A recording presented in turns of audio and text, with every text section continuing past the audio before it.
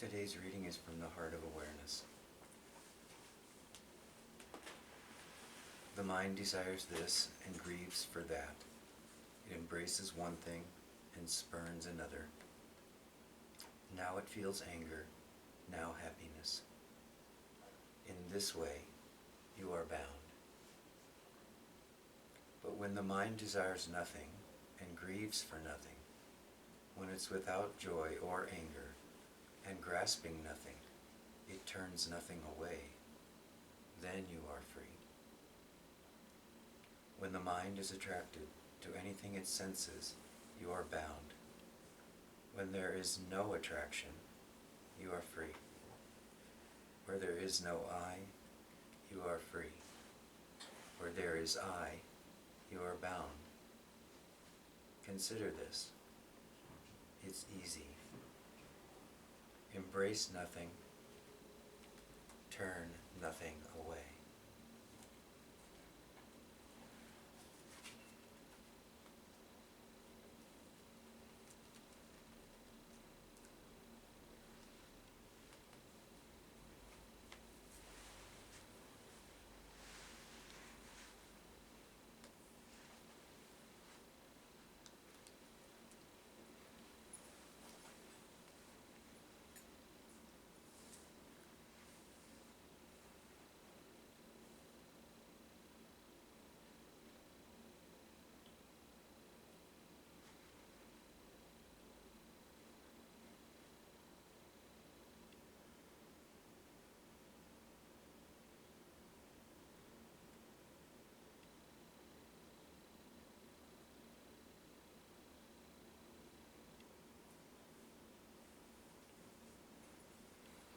Shanti, Shanti, Shanti.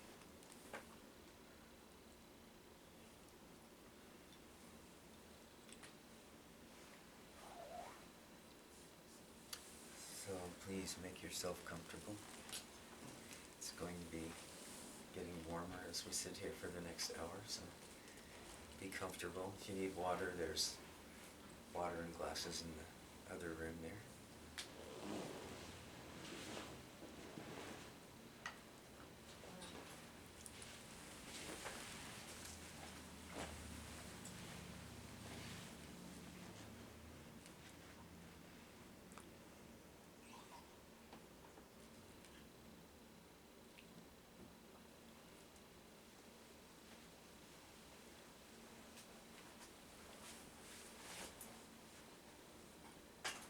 So this particular section of the Heart of Awareness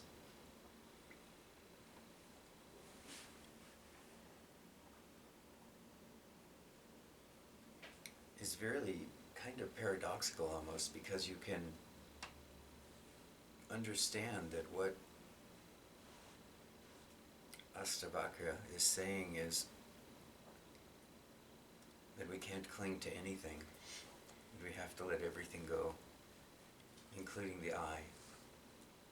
And he talks about it in a way that says that you're bound if you desire, and you're free if you aren't. But the thing that brings us here, really, is the desire to be free, right? So that's the paradox.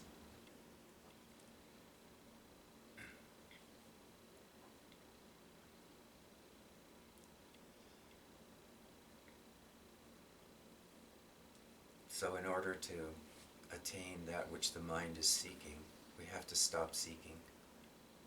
This is what he's saying.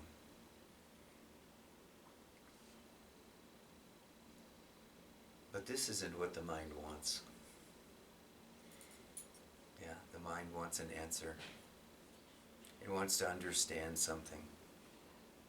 It wants some nugget that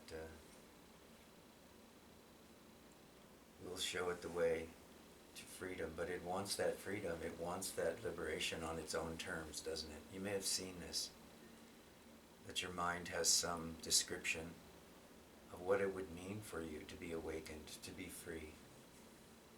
free of suffering. And your mind holds that as a concept, and the whole time that you're meditating or the whole time that you're praying, what you're actually doing is moving toward that concept, trying to find some way to manipulate your external reality or your mind to find this ideal or this concept that you're holding of freedom. And so you're always moving toward that in some way. And I'm not invalidating that way. Understand that this is not a bad way. It's just time consuming. Because what happens is you keep moving either outwardly in the world or inwardly in your concepts or the concepts of religion or the concepts of science or whatever interests you.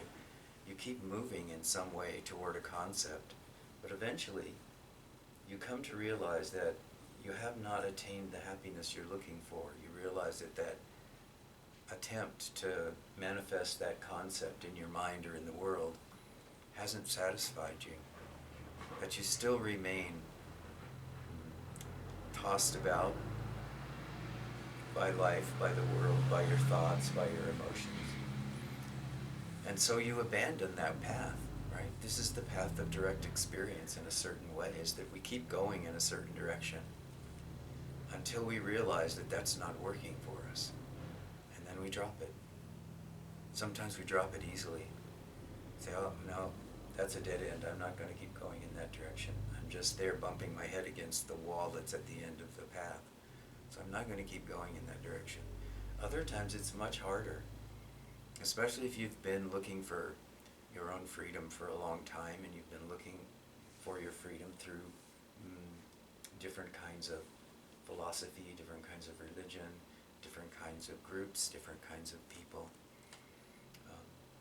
And you've built yourself up an identity, right? Because a lot of times what happens for us is when we step on the path of awakening or the path of liberation, of self-realization, what we do is we associate ourselves with a group, with a teaching, with a teacher. And this works for us for quite a long while and gives us a sense of comfort, a sense of belonging, a sense of having found something. And we stay in that for a long time.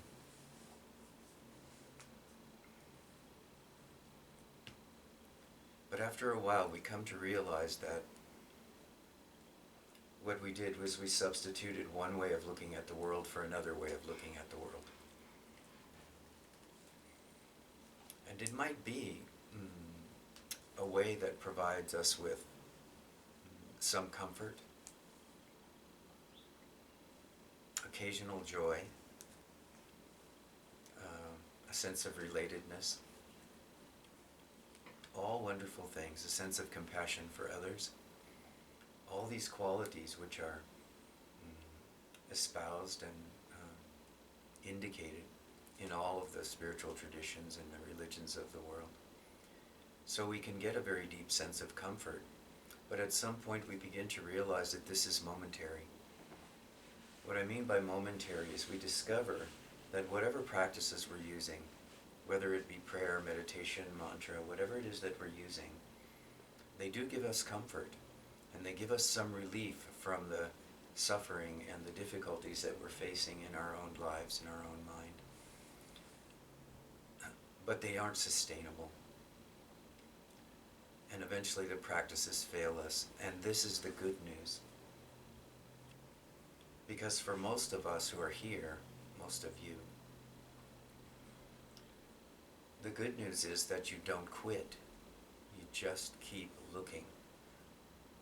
Even though what you've been looking at, working at, attempting to bring into fruition for a long time seems to have eluded you once again. But you don't quit. So I ask you to look at that and understand on some level where this impulse toward liberation, toward self-realization is coming from. And ask yourself the question, is it really mine? Is it me that's seeking this liberation?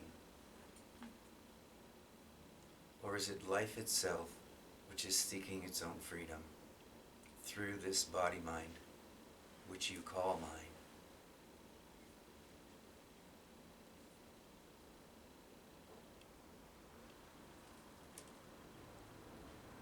see, it's just as much of a trap to believe that you are the one who will become awakened. You are the one who will become liberated. And that you are the doer of the impulse toward liberation.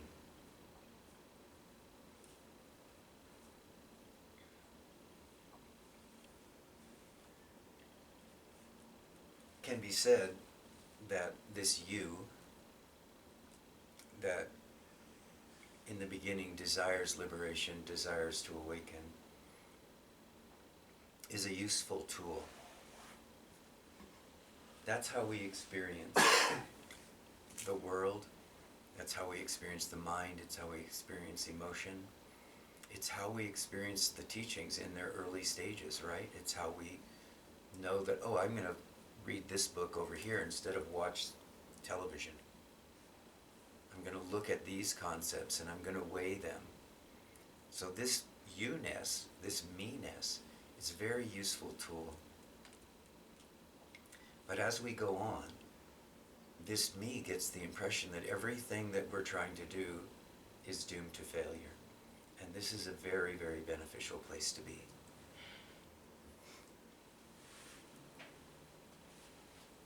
Because it's at that moment that we're ripe for the opportunity to hear the truth that you already are that which is aware. And that in order to see yourself as that which you've been seeking, you must drop the seeking. You must stop. You must face everything, asking the question, and what is this? This thing we call life, this idea, this concept, this teaching, whatever it is that we're looking at that moment, we begin to ask this question,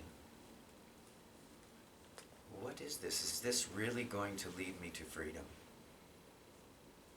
And we've tried enough different ways, we've tried enough books, we've tried enough teachers, we've tried enough internet conversations, we've tried enough videos, that we finally recognize that maybe what we need to do is to take the concepts we've picked up along the way, as a me, as a you, that we've picked up along the way, and we need to just drop everything and simply live out of those concepts or out of that understanding.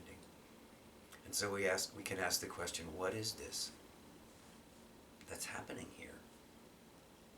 You know, what is it that's driving me forward to constantly be seeking? Instead of seeking, I'm going to ask the question, what? Or why, maybe. When we begin to do this, we slowly begin to have the perception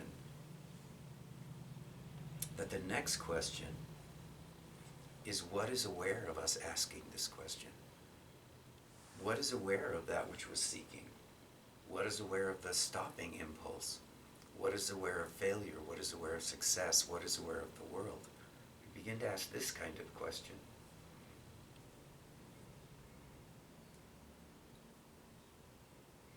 This question ultimately leads us to the question, well, who is it that's interested in all of this?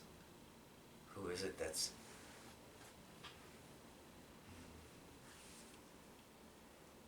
feeling this impulse to either go forward or to stop? This question, who am I?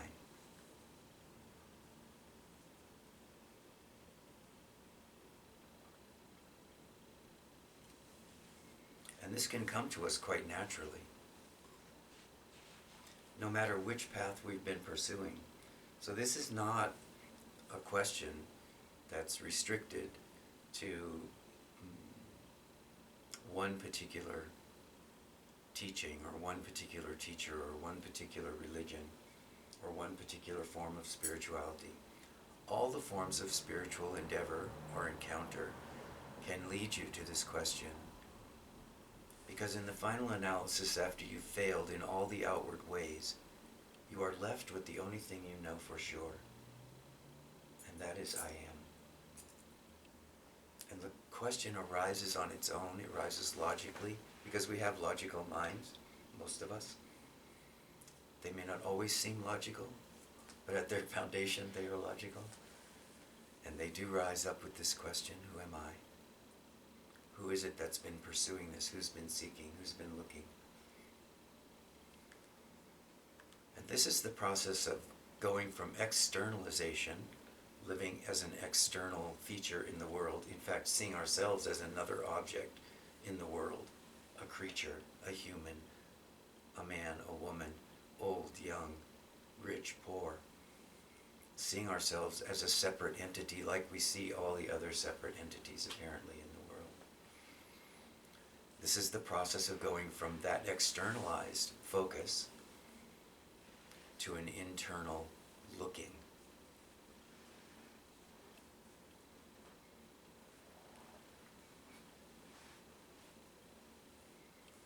And this can happen quite naturally for us.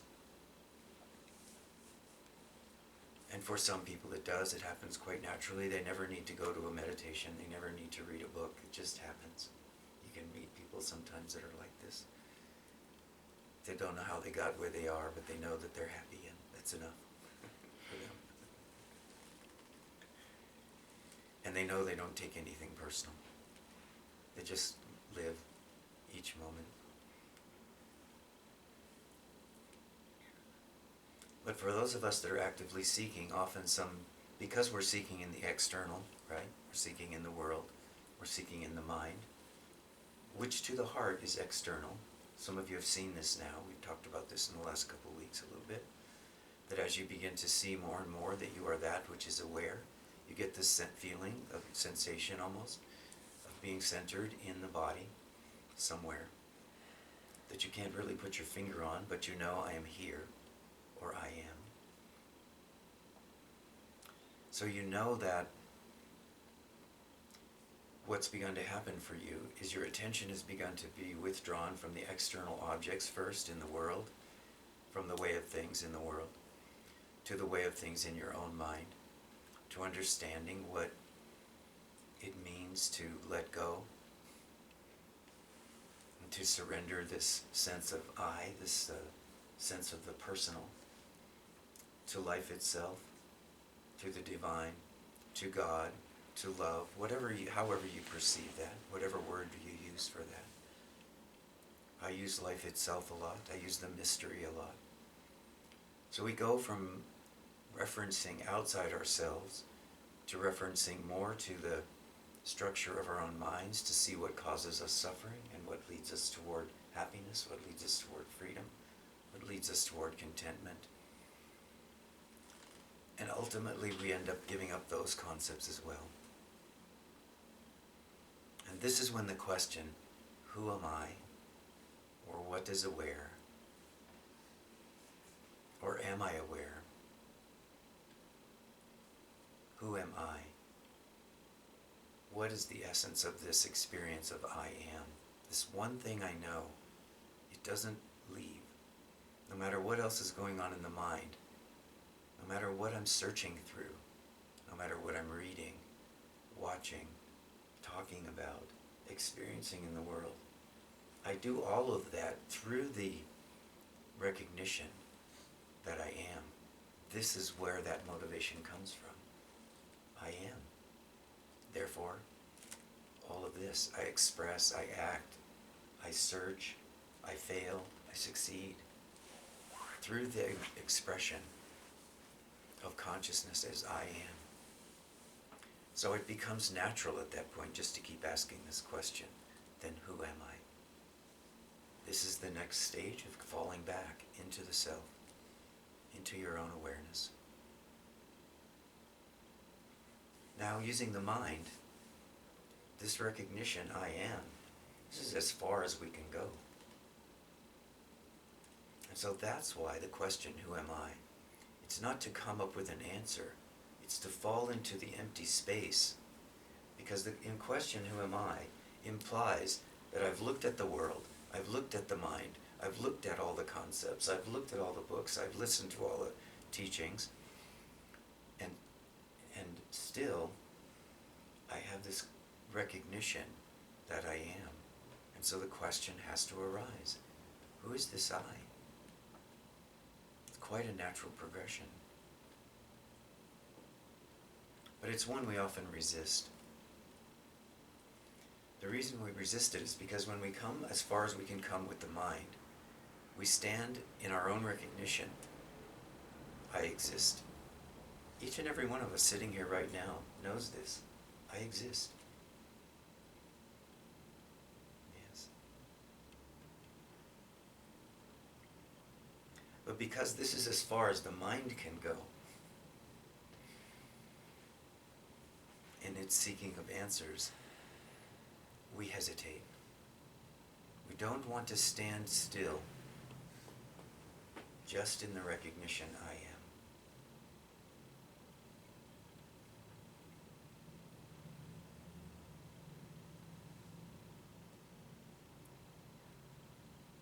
The mind in this circumstance finding itself in the position of just asking the question, who am I?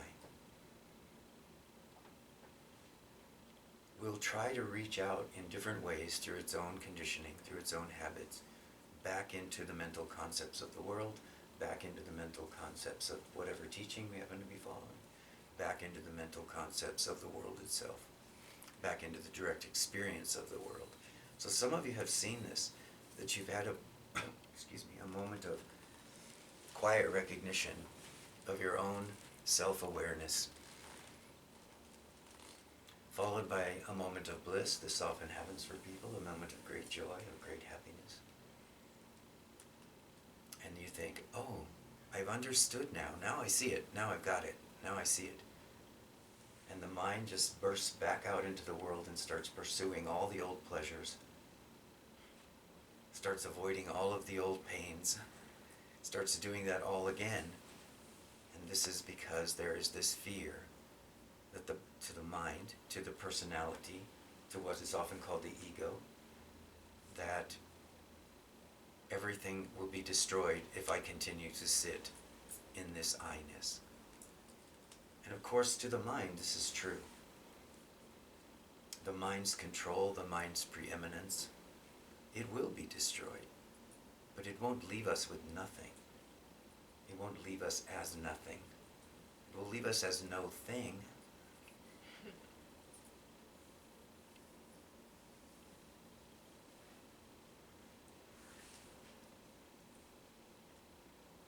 It will leave us as that which is aware. It will leave us as the heart of being. But there's a very deep and instant recognition that this is not the me of the mind. And so the mind struggles against that. It wants to be somebody. Do you know this? Doesn't understand that by being nobody, there is this recognition of being everything, everybody. But this experience is not personal. I can't claim it. I can't say it's mine. I can't cash in on it.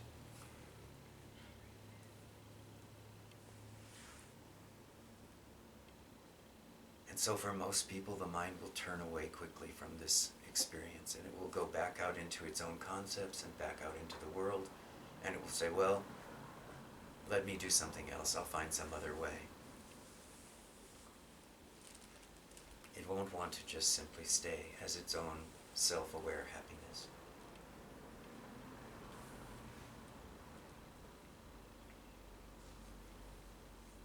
But if you're sitting in this room, whether your mind is trying to make that decision or not, you keep coming here because there is some way that you intuitively know that the way of happiness and the way of freedom, the way of liberation for you, is by this going inward and finding out, who am I? Who am I beyond I? What is here when there is not even an I which feels significant or important? Is there still something which remains? Well, the answer to that is no, there's not a something that remains. There is awareness itself, though. This remains. And there's, along with it, a deep recognition. This is who I am. But now this I is a universal I. It's not the small I. It's not an I based in personality or career or family or body or mind.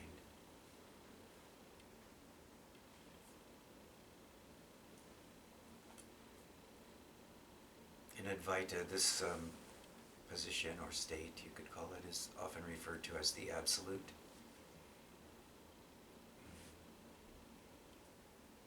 And the reason that term absolute is used is because it's pointing toward this direct perception that you are that which is aware, without anything to define it following. Not I am this, I am that, I am he, I'm she, I'm it, but just I am. And of course, a lot of you know this is the foundation of the biblical statement, I am that I am. This statement is also true in Vedanta, used in exactly the same words. For me, when I discovered this was a great revelation. To find out that this notion that we are simply that which is aware, and that that which is aware experiences itself as I am, that this is the thing that has been discovered throughout many philosophical and religious systems. So this is why I'm always encouraging you to come back to this sense of I am, to this recognition I exist, and then just wait there. I say just, but this is not an easy thing to do. We all know that we get impatient. But we don't get impatient with the fact that we are. We get impatient with the fact that we want who I am to have some experience. We want it to be the master of its own destiny. This is ego, this is mine.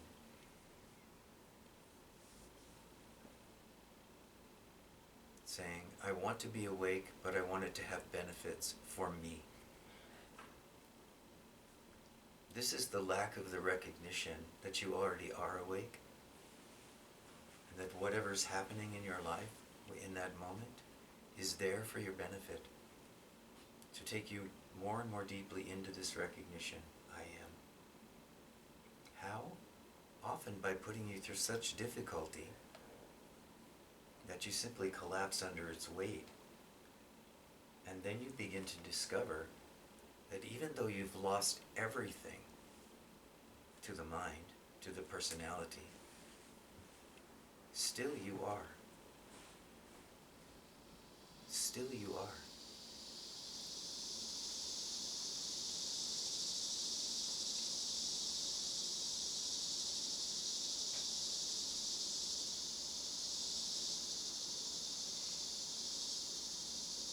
So if you want to come to this a little bit more quickly, if you don't want to put this off any longer, then the instruction is very simple. Come to this direct perception, I am. You know you exist. Come to this feeling perception. And just wait there. Stay there. And every time the mind goes back out into its own concepts and into the world, don't beat it up or treat it poorly. Just notice, there it is again. I'm back out into that habit. I've done it again. I've been unkind, or whatever it is for you at that moment. I started seeking again. Yes, right, I understand. Okay, yes, I am. And wait and see what comes for you. Let it all happen naturally.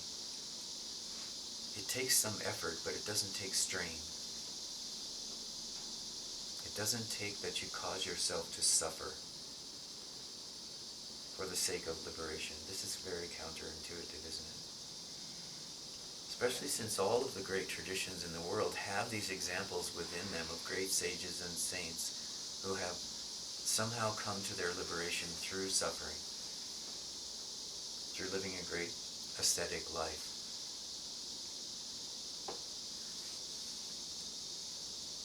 And there are great examples. Even in the tradition of the Buddha, there's the example of the Buddha spending 6 years doing all sorts of ascetic practices, wandering around India. It's also said that Jesus did this too, but this can't be corroborated. There's stories about this in India, about this man from Galilee named Jesus who came and studied with great masters in India for many years, but this can't be corroborated. But this has all been documented in the life of the Buddha. And all these great beings came to the understanding that the suffering of the body intentionally for the sake of liberation was not the way. That there was a more middle ground. This middle ground consisted of a simple life. A life of service, a life of gratitude. These kinds of principles you'll hear in all of the world's great traditions.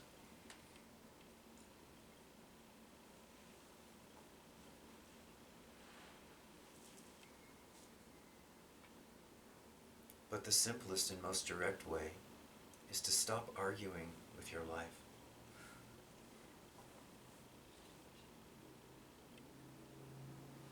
The way that your life is in this moment, if you remain as I am, or you attempt to remain as I am, or you keep returning to the understanding that I exist, that I am aware, and I know I am aware, if you keep returning to this, then you needn't go through a long process of suffering and struggling. And you can see that everything that is coming to you is coming in support of your awakening. But in order to see this, you have to stop. You have to be still, at least for short periods of time. You needn't change your whole life, move to a cave, travel to India, abandon your family, abandon your business. None of that is necessary. This way has been disproven by the sages throughout millennium. Simply come to the recognition, I am aware.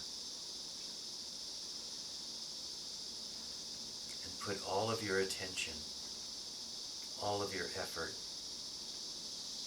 all of your desire for liberation into that, into knowing, I am here, I am aware, and then let everything be. Don't take it personally. Do what you have to do. Don't do what you don't have to do. This is a big one. Some of us get so tired, so bored with our spiritual life that we find ourselves doing things we don't have to do just because we're bored. Have you had this experience? But if your highest priority is to awaken, then you quickly, even through this activity, you quickly understand that the only thing that's necessary is that you rest as awareness and face directly the teachings of your own life.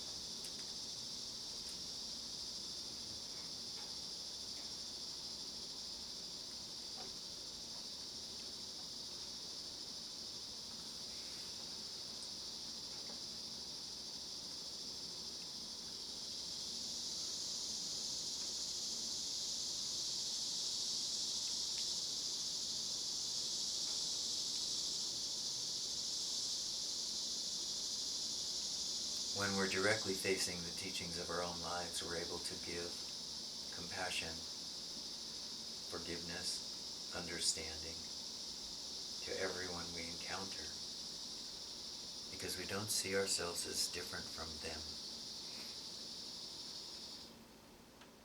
There is no separate other. We see that the suffering of others at some point has been our suffering. And I don't necessarily mean that we've all had lives of intense suffering, though some of us have. I mean that we come to recognize that throughout our experience, in this life and potentially in other lives, if that's your orientation, we We've had every possible kind of experience. We've been everything. Father, mother, child, husband, wife, grandparent, aunt, uncle, rich, poor, saint, sage, criminal. Some of you have read this poem, which is a beautiful poem if you feel like you have the time to read it sometime, by Thich Nhat Hanh, which is, I think it's titled, Call Me By My 10,000 Names. And what he does, line by line, is go through literally 10,000 possible perspectives of how your life could have turned out. All the ways you could have succeeded and failed, all of the good acts you could have done, all the bad things you might have done. And the point being that all of us have been all of that. Everything that we see in the world which we dislike, which we try to get away from, that we become so angry about, that we use as a reason to not express compassion toward someone who is suffering. All the things we try to avoid. All of those are within us, but they aren't us. And so the question, the inquiry, who am I? What am I? What is aware of this? Is really about facing all of the 10,000 horrors of our own consciousness, our own minds, and knowing that we are not that. We are that in some way, in terms of thought processes, but in terms of reality, we are not that. And we come to understand ourselves as transcendent of all of that, and we come to see that there is a compassionate place in us which understands directly the suffering that beings are experiencing. And then because we have experienced that in some way ourselves, we needn't condemn them for their suffering. We may even feel to reach out and do something on their behalf. But in doing that, we're not reestablishing, I am the personality, I am the doer. We're simply responding to the situation as we find it. We're not giving ourselves accolades because we feed somebody.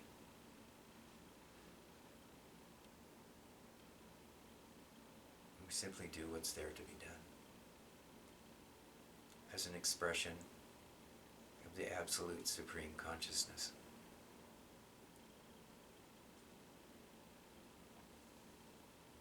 Which is taking care of everything and everyone as is required.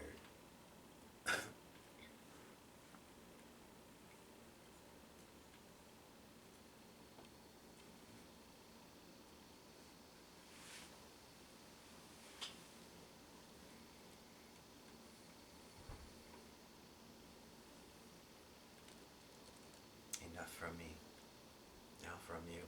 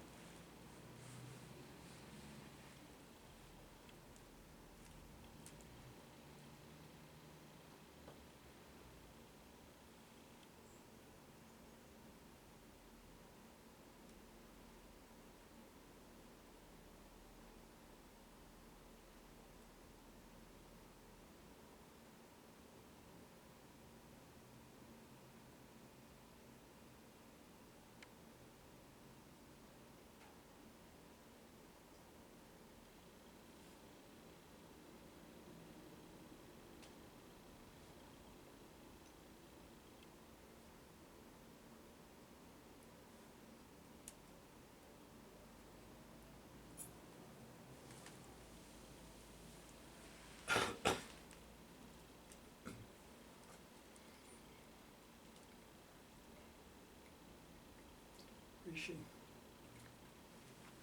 I know that I'm alive, but the sense of I amness totally eludes me. I can't relate to that at all. It seems like you're pointing at something that's beyond the life of this body. And So what's the experience of being alive, then, for you? How do you know the that? experience, well, I can feel my heart breathing and my heart beating and my breath, and I can feel my arms and legs and feel the air and hear you and see these people. All my senses are working. Yeah, so but for you, you're saying this is limited to the sense that you are the body, right? In other words, the body has to be present for you to have this experience. It's dependent upon yeah. the senses. Yes. Yeah, it's dependent upon the senses. Yes.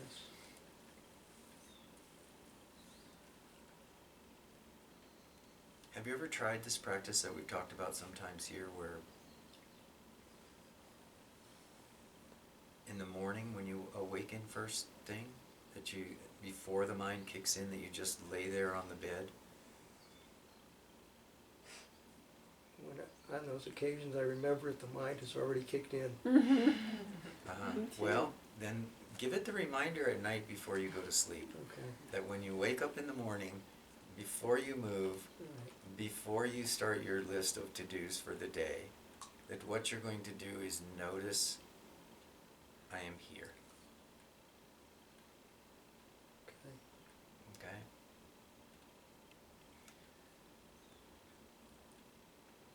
If you do that, what'll happen is you'll stop that rapid outflow of energy out into the world through the senses, because it's that experience, if I'm reading you right, if I'm hearing you right, it's that experience which is giving you the impression that all of the senses must be activated for you to know that you are alive. So you're associating your own recognition that you are with the body itself and with the need for those mechanisms. The other thing you can do is contemplate from time to time throughout your day, what would it mean, what will it be like when this body begins to drop? When I'm dying, what will it be like? Will anything remain? Now this can sound like an intellectual pursuit, but those of you that have practiced in the Buddhist world know that there are practices that are called the death contemplations, in which we look at very particularly the process of disintegration of the mind and the body at the time of death, in preparation for that happening. And that's because that when we begin a contemplation around what was my original face before I was born, which is the way that it can sometimes be placed in Chan Buddhism, what was my original face before I was born, or Zen. When we begin these kind of contemplations, or of the dissolution of the body, it's a common practice in India for monks, both Buddhist and Vedantic, to sit in charnel grounds and watch bodies disintegrate, watch the buzzards come and pick on the bones and so on, watch the worms come, the disintegration process.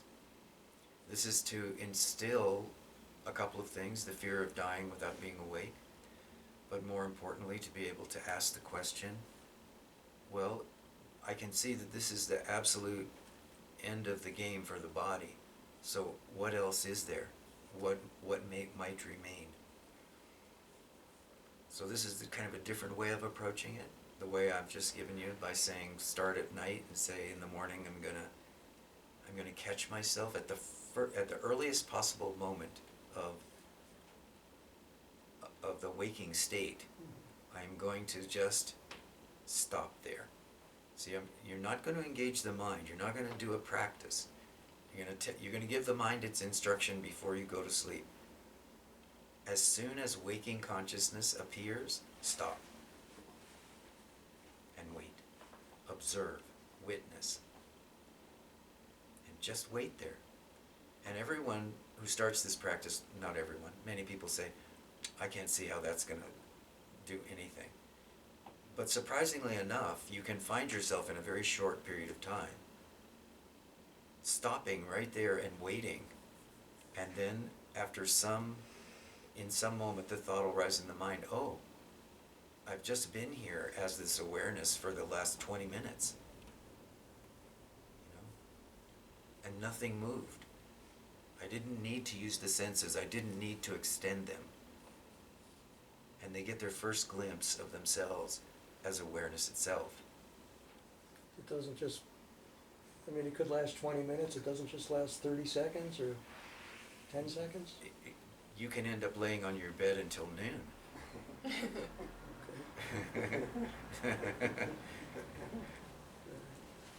You can end up getting up and going to the toilet and coming and sitting on a chair somewhere, and then find yourself sitting there 3 hours later having not done anything, or not even thought about doing anything. Okay. And just knowing that all during that period of time you've just been aware. This kind of practice still requires that kind of isolation, where you have the time and you have the space and you can do it. But its ultimate resolve is that you end up in that recognition that you're aware, and now you're walking around in the world, and the world is doing what it's doing, and you're aware, and you're helpful or not helpful or whatever it is at that moment. But what your attention is on is this recognition that you are aware. What this does is give us that sense of freedom and liberation that's talked about from the conditions that we find ourselves in. So, the journey of 10,000 miles beginning with one step. This is one step. Start the night before, in the morning. Waking consciousness comes, stop there. That's the instruction. Stop. So the first thing that comes to mind, because you know how it is, if you tell yourself, I have to be up at 4:30 in the morning to catch that plane, you forget to set the alarm at 4:30, you're there, right? You're right there, you're up on your way. It's like that. So we use this capacity of mind to begin to unravel mind. The unuseful part of mind. The part that traps us and binds us to a limited sense of, without the senses I don't exist.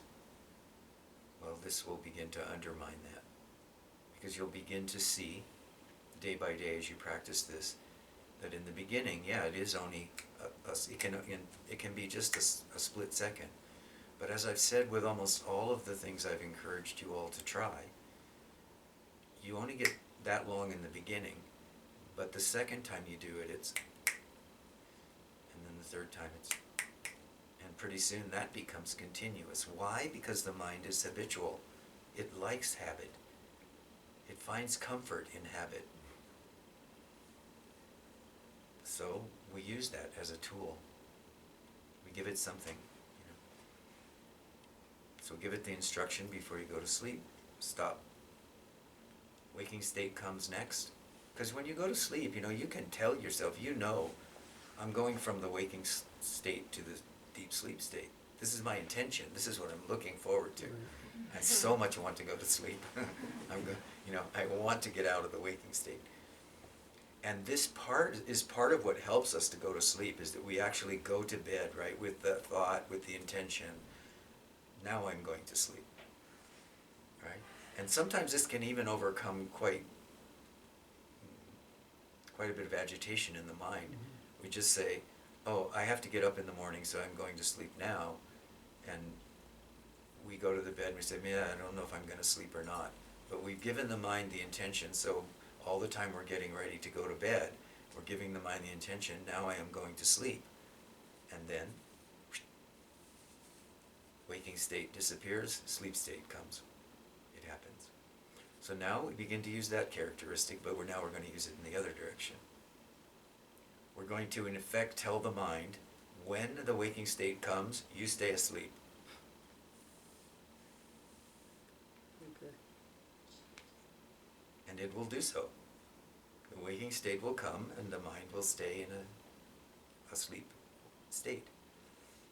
That's right.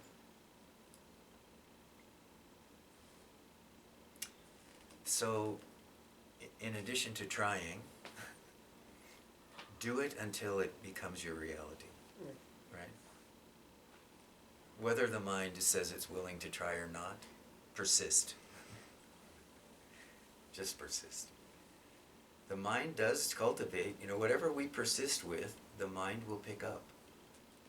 Right? This is the whole point of sitting in a meditative posture, sitting in the same place all the time, setting up an altar, doing all of these things, is because as we do these kinds of practices, what we're setting in the mind, we're setting into motion that when I go to this place and I do this, then mind needs to go back to sleep. Right?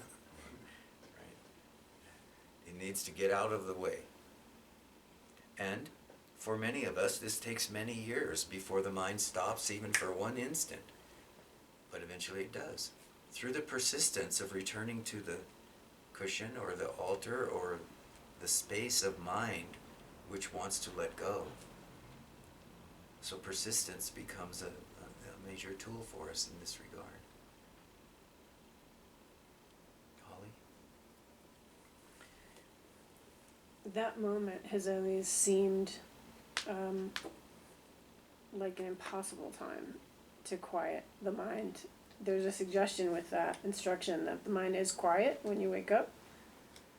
Mine's not. Mine's like wakes up talking.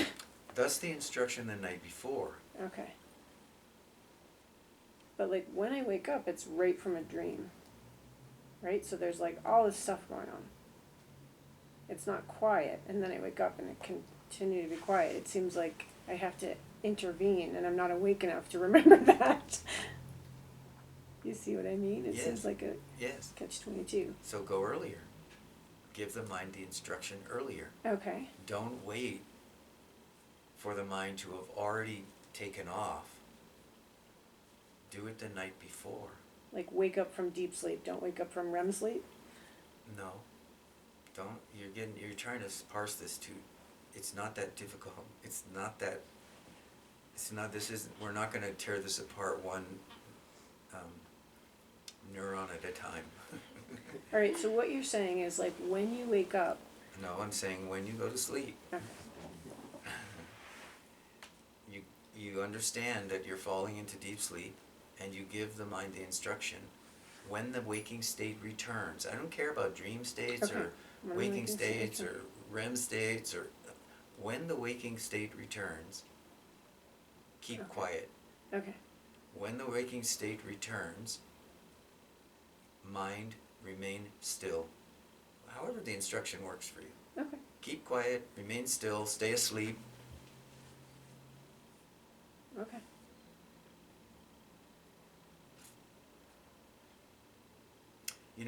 A lot of times you've heard me talk about the significance of catch it wherever you can. When the mind has started to move out, whether it's into its own conceptual, or it's moved out into the senses, or it's fully out and engaged in the world.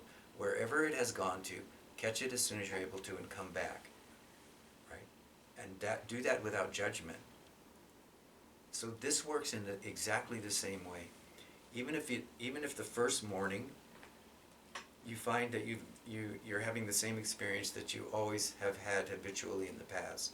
In other words, your perception is that the mind just took off. It's there before you wake up almost. It feels like the mind is here. Oh, absolutely. That's The mind is here before I wake up. Yeah.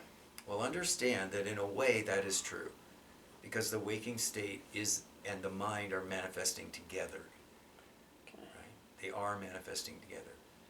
But the sages tell us, experience in this practice or in this way tells us that if we give the instruction, we have the possibility of seeing that there is in fact a gap. We experience it as a gap.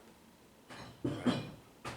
We experience that there's a moment, a flash, if you will, when there was some kind of recognition or awareness was happening, and then thought started. So we begin to see what the sages have said for a millennium. Awareness first, thought next. First thought, I. Next thought, I am. Next thought, I am this or that. Okay? So this is the way that progression happens. So go back before, go back and program the deep sleep state to see that moment, but rather than going directly into the I thought, just to wait. Try it. Be persistent with it. For some people it happens first night. For others it takes some time. Okay? But understand that what we're talking about here is that we're not talking about creating something. Okay? We're not talking about having something new for the doer to do. What we're talking about is seeing what's here already, which is a still awareness, a consciousness, which is here and which is the foundation for all that is. A recognition with no effort. Yes. Are the sages aware while they're sleeping? That they're sleeping? Well, so what would be necessary for there to be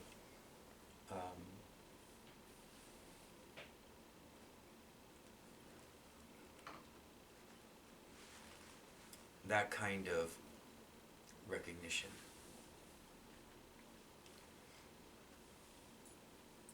If there is no me and there is no you present at that moment, how could there be the thought, I am sleeping?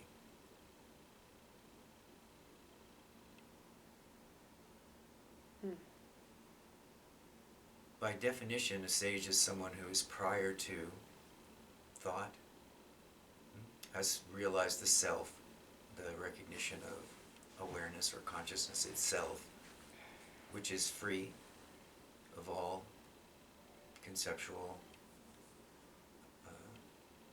recognitions. Yeah. So this is not like what's been referred to as lucid dreaming.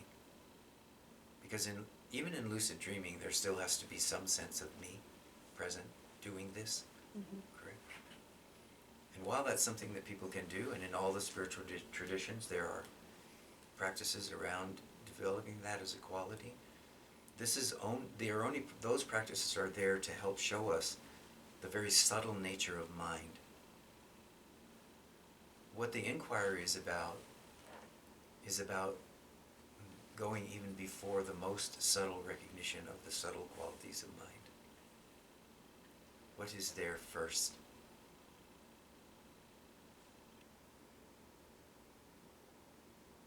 What are all the subtle and causal states dependent upon?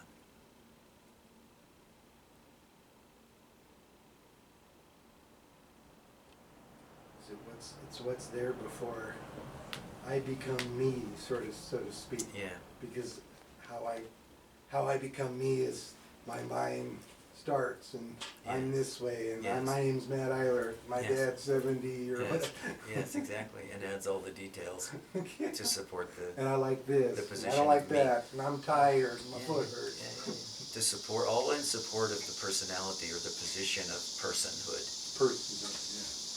Yes. Which is all well and good. Right. But all the spiritual traditions are always pointing us back to what's in the mystery. You know, Right. how did we get here? Who am I? You know, that's what's always being pointed back toward. Not because that's necessarily interesting, but because it's been recognized over millennium that as humans, this is the path of liberation.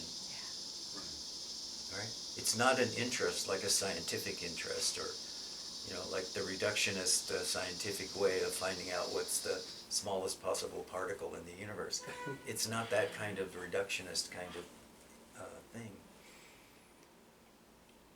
It's really the search for what's at the core, the essence of being. It's the answer to that question, why am I here? How did I get here? It's that kind of pursuit, which has been, this has been a pursuit for humans throughout human history. For some reason, we become interested in this question. Where does that come from? So that's why you eventually come to ask, oh, well, this is not really my question anyway. This is the question that consciousness is asking itself. And you can either surrender to being the vehicle for that, or you can fight against it. And most of the world is fighting against it. Most of the world wants that personal, and wants to, succeed, fail, experience, or whatever as that personal. Cash in. Yeah. Even when it's very painful, we're still looking for ways to cash in.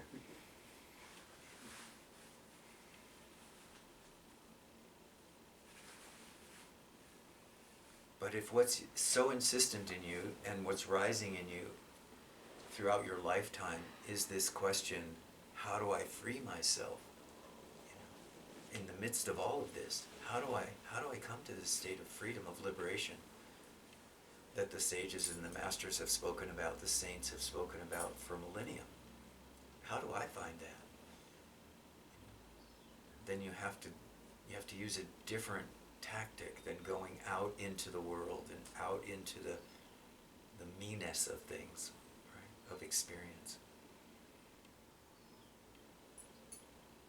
And that is a perfect lead-in to my question. And Rishi, I'd like to present to you my view and tell me if from your perspective it's a valid view. My view in this moment is that the recognition, the being with, the becoming one with this recognition, I am that which is aware, is not the final insight that will free me. It's the awareness, the recognition, I am that which is aware, will give rise to a realization of non-duality. Yes. That's accurate. Yes. I don't know if the non-duality recognition happens like the very next moment or concurrently, but do you have any insights on that? Or it might not even matter. Yeah. That was really going to be my answer, was who would it matter to? if you came to this place that you're talking about.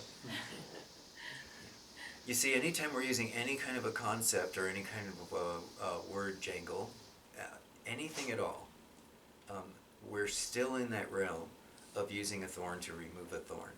So we're definitely sort of like in little ways chopping away at the root of identity, right? But so if any kind of thought can be present in the mind, then we're still in the mind. We may be in a very, very subtle, almost wordless place of mind. And the longer we're able to hang out there, right, the more often we're able to hang out there, the more the greater the possibility of that last concept. If we're going in this direction, it's really hard to talk about this. If we're going in this direction, the last concept. If we're coming the other way, out into the day, the first concept is I. When I dissolves through this kind of activity that you're talking about, then all that can be said about it, the only name we can possibly give it, is silence. And this is the recognition of Advaita, is that it can't be named.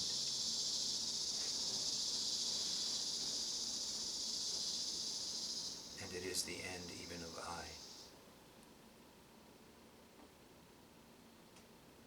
Because the mind is what names it? The mind names something. My mind wants to name it and label it. It's this. Yeah, but the experience of I is even prior to the mind. This is the experience that I'm trying to point him toward, is to come to this place where he can see that the very first thing that rises is going, that is experienced actually as the I thought is the foundation for everything else. Okay? And that there is something which is I-less, without I, Yeah. and that this is the thing that terrifies personhood, Sure. is that I will be I-less, me-less, and what then? Right. Because the only place to go beyond where Jeff is pointing at is into the silence of being, in which there is this recognition. If there is a recognition, it comes only as I am that, right? There can still be this recognition, I am that, but that can't be named. However, it can be intuited. It can be directly perceived by that which is aware.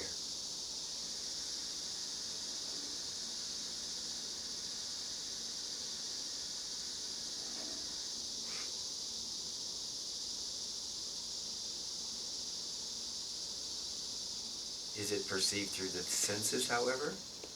Through the mind? No. This is why it's referred to not as an experience or as a concept, but as simple knowing. Not knowledge. Inexpressible knowing. Knowing.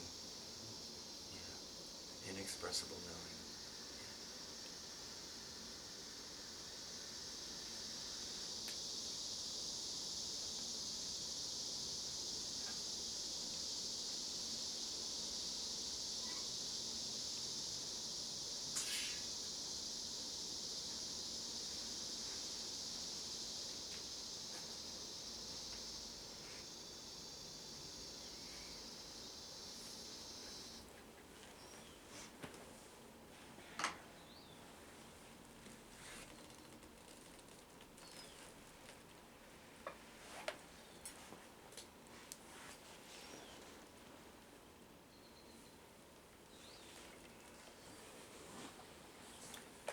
So the prasad comes around, so sometimes we just keep talking beyond it.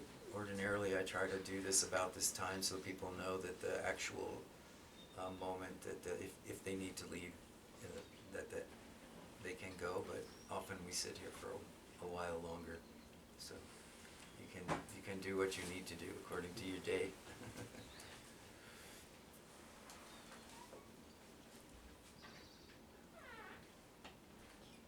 It seems like I'm present to the absolutes. And it's just interesting, like I think about, I don't know where I think about absolutes, I always think about absolute love, absolute kindness, absolute, I think there's 4 of them or whatever, but I guess what I'm trying to say is that declaration of them ahead of time, like you're talking about before you sleep.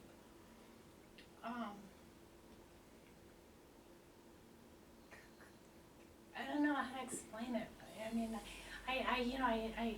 You talked earlier about that feeling that we've felt before that we want again, and how inside of that feeling,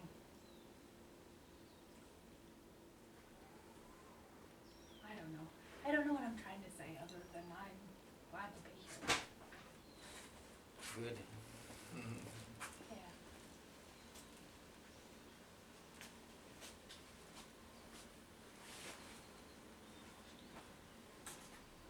And I'll get there when I get there. I'll get there when I get there. If I ever want to, if I want to get there, if that's what it is about. Or if that's what it's supposed to be. But I just think about, infinite. Yes, there is no there.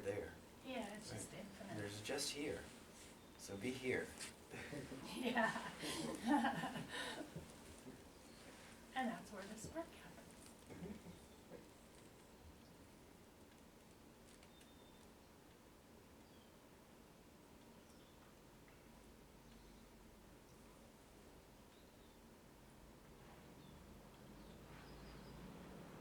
it's not an easy thing for us to do, to remain here, because what tends to happen for most people is that as soon as we engage any way with our thoughts, our emotions, right, the world, we simply stop being here as presence, as awareness.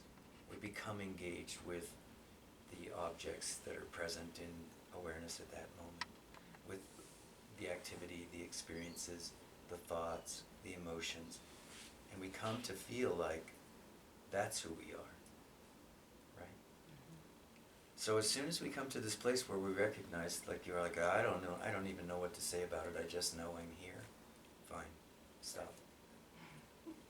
Yeah. But ask yourself the question, or notice, so you don't get your mind involved, just notice, do you stay here for every moment from now on? Or are there things, thoughts, people, emotions, situations which still drag you out into those things in a way that you forget I am, Right. or you forget I am here? And that clean slate or that silence is what brings me back. Yeah. Yeah, that's what we keep always coming back to.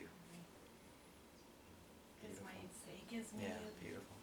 space almost to be able to listen to those absolutes.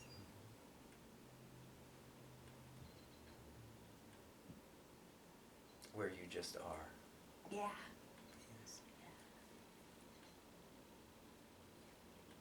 Yes.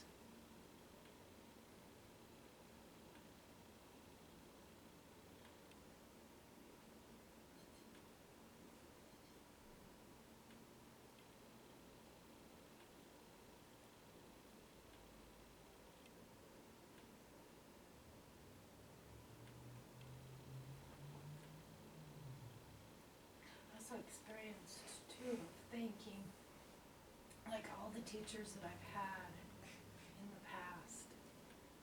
And you talked about like your own journey, you know, and inside of that, those teachers are the journey, you know. Mm-hmm. And it's interesting, you know.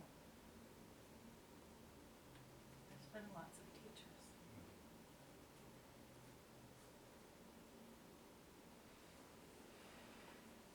And are they separate from you? No, that was the thing. They're not. They're who you know, they're who I am.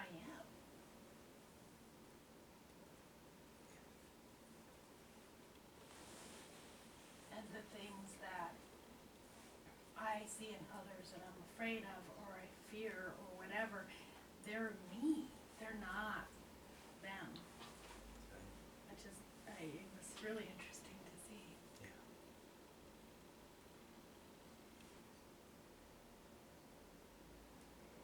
We'll see what happens. All of life is only life itself happening. See, life doesn't need me. It takes a long time to understand this. Life does not need me. No, I'll be in ashes. And the more I'm able to just go along, you know, with what's happening as life itself, and the less I resist it, the more there's a recognition that I am that which is manifesting as all of this. That there is not a need for a me. This is what this practice is that I'm discussing with him is about. It's about coming to understand that all of what we're experiencing is not dependent upon our senses. Right? It's a simple, very quick way of doing it. Is don't get up and engage the senses early in the morning. Just stay in the recognition that you're here and you have nowhere to go and nothing to do, and then you can begin to see that life will carry on just fine without me. And if there is something that life requires get done and you're the one to do it, you will do it. That's it. Because the spark will happen. Mm-hmm. Yeah. Something. Without me trying to make it happen.